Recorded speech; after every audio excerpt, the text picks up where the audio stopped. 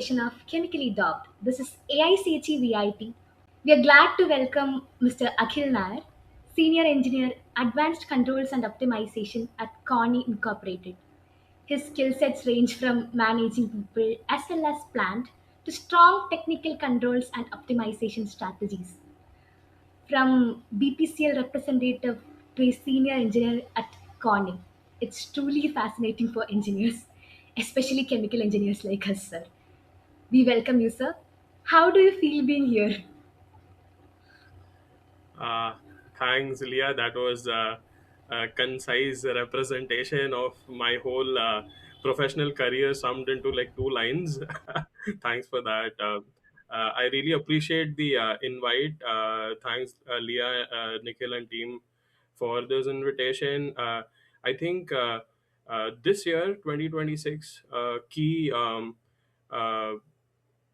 a key part of this year that I thought and I resolved to is giving back. So this is one of those things that I intended to do, and Leah reached out to me for talking to young engineers at VIT, chemical engineers at VIT. So I thought this was one of these things that I wanted to do. So yeah, thanks for the invite, guys, and I'm looking forward to talking with you guys and kind of satiating the curiosity that you guys have about all these jargons about AI and ML in the chemical engineering space. Talking about the present right now, we should refer to past, I guess. Where Google was invented in 1998, I guess. I don't remember the exact date. The first thing the people were telling about Google was it's fascinating that it is 10x more powerful than humans. Coming to 2010, it again, like there were data suggesting that it could kill creativity of people. Coming to 2022, we had again ChatGPT coming up and it got popularized. So I guess this question is so much relevant. How do you think computers, especially AI, would have taken over the field of chemical engineering? What chemical engineering sectors would AI impact the most? Amazing. I think that's one of the most fundamental questions that a budding engineer today in any sphere of engineering should have. It's a very relevant question because it directly impacts things like your job prospects, right? That's what you kind of go. That's what is the end goal, right? When you go through 4 years of schooling, and that's a very appropriate question to ask. I believe when you talk about the advent of Google and these recommender systems like ChatGPT, let's uh, let's look back at how did it all start, right? It was the back propagation algorithm that was suggested by Geoff Hinton back in 1986. He and Rumelhart, they came together and proposed this algorithm back in the school where I went for for my masters, and it has taken off, right? So AI is this grand idea which rides on a very simple idea which was there back in the 1980s, which is gradient descent, right? Which is back propagation, which rides on top of another idea called gradient descent, which was always there, right? Now, coming down to addressing your question, I think this is my private take on it.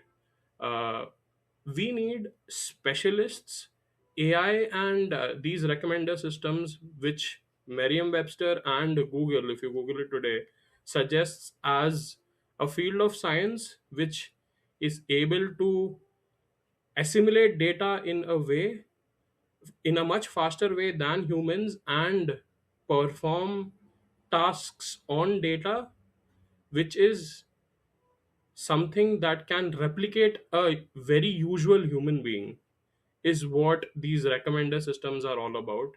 It can't take away specialized skill sets like chemical engineering, which you study across your 4 years of schooling.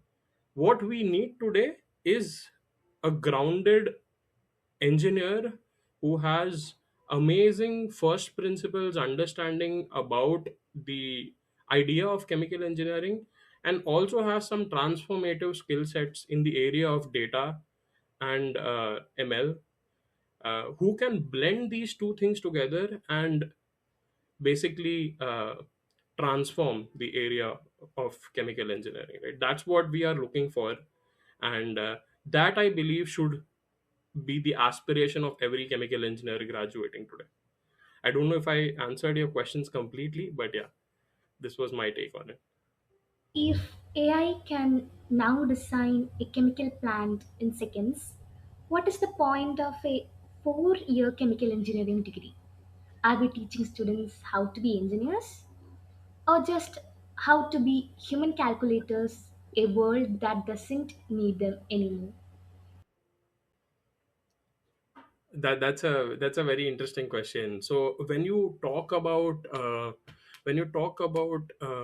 AI being able to simulate a plant in seconds, right?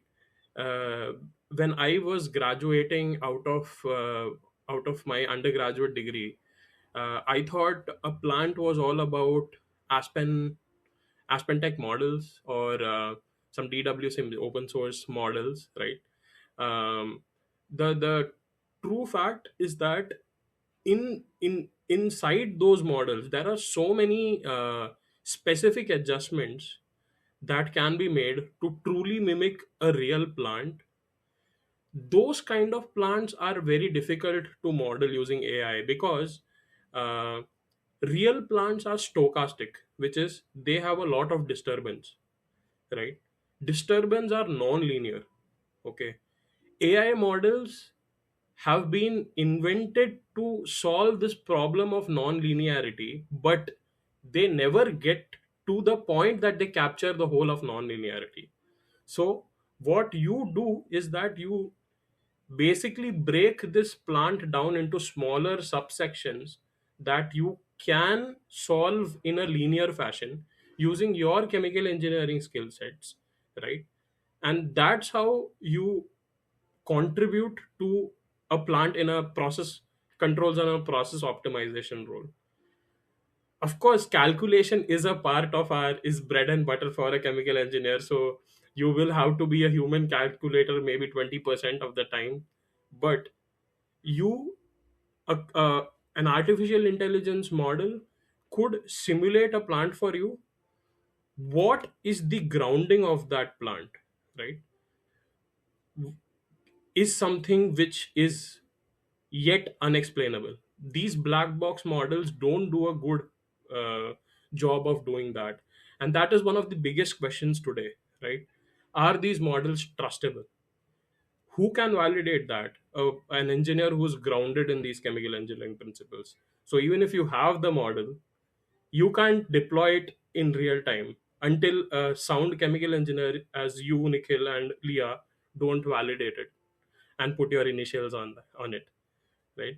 So yeah, I hope that answers your question. AI is not completely enough to validate, sir. That's the whole point. Exactly.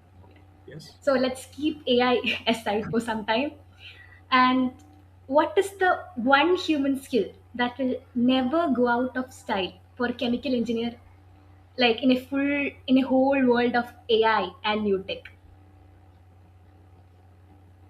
That's a very, very interesting question. Um, so think about the amount. So think about a chemical plant. Think about the amount of sensors, the amount of loops, control loops, feedback systems, etc., that are in a plant, right? Think about the amount of enormous data that is being then generated, right? How do you solve a problem? You have a problem at some point of the plant. Okay, how to think about that problem? What are the systems that are related to that specific problem? How do you write that out as a proper mathematical form, let's say, or an engineering form, which basically looks at all the aspects. How is the upstream impacted? How is the downstream impacted? uh, what are the things that you should consider? What are things that might change tomorrow to to basically affect the decision that you take today? That is one of the uh, key parts that a chemical engineer today should develop. That skill set is called modeling, right? That in chemical engineering will never go out of style, because there will be there will be a lot of data that you will get. How do you distill the data into a form to tackle a problem that needs to be solved? That skill set will never go out of style, is what I think. As we have visited your LinkedIn, sir, we observed a huge shift from your careers, like from research to an on-site job. So you switched from the world of research to being a senior engineer in the plant. Was that a huge culture shock for you? And how did you change your mindset to succeed there? So that's an interesting question.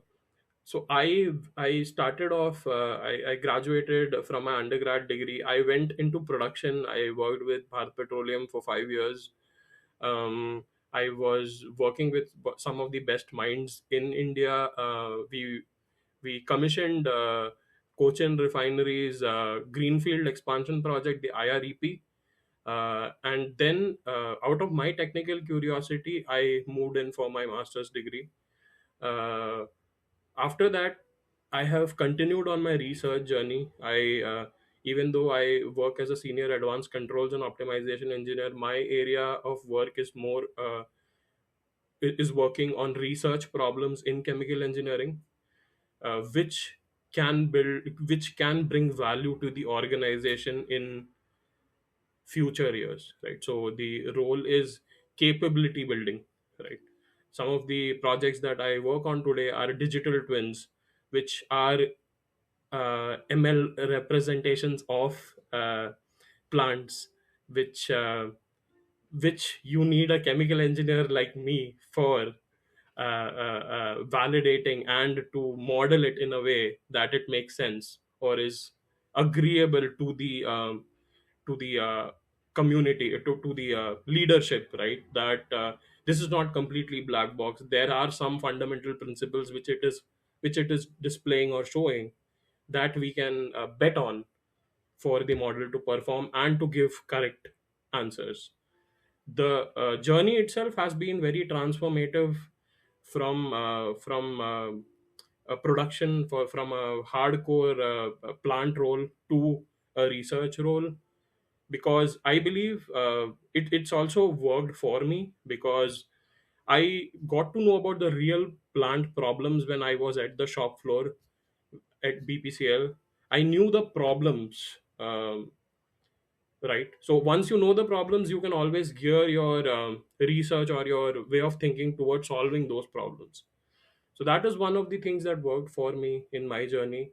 People who come the other way around, who first get into research and then get into a job role, usually, or a shop floor role, usually don't have that sync in order to, like, what are the actual skill sets that are needed to tackle real industrial problems, right?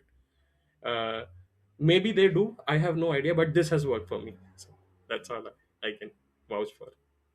Yeah. Was it tough, the switch? So nothing, I believe that nothing in life that will bring you value will be easy, right? Bringing value, value would only come if you go through some rigorous tough phases in your life. And I think that's something that all of us must have uh, ingrained in every cell of our being, that in order to in order to move ahead and in order to develop any specific skill set, or maybe like even in life, in your personal life, you have to go through some tough phases. So yes, it was tough. The move from BPCL to my graduate school, and graduating out of Carnegie Mellon was the most interesting, the most transformative, and the toughest part of my journey, because guys, in order to stay in school, you need to really you need to really work hard, right? There are no two ways about it in grad school. So yeah. That toughness might have shaped you, I guess. Oh yeah, I definitely today know what my the limits to which I can push myself, right? So That's nice to hear. From the whole conversation, to wrap the things up. So, if you could go back in time and speak to your younger self, 20-year-old self, on his first day of engineering school, knowing what you know about AI, industry shifts, and the reality of plant floor, what is the one piece of advice you would give him to stay resilient in this ever changing career? oh, okay. That's a that's a that's a magnanimous question, but okay, I have to really think about this.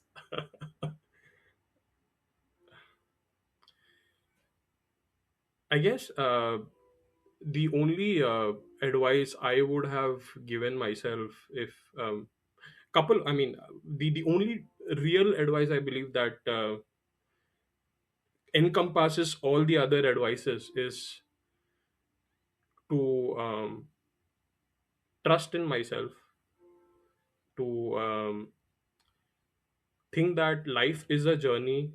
There will be changes that will come, that you have to embrace, and you have to be open to taking, right? Because we have a huge tendency to remain complacent, right? Once you get into your comfort zone, it takes a lot to break out of it.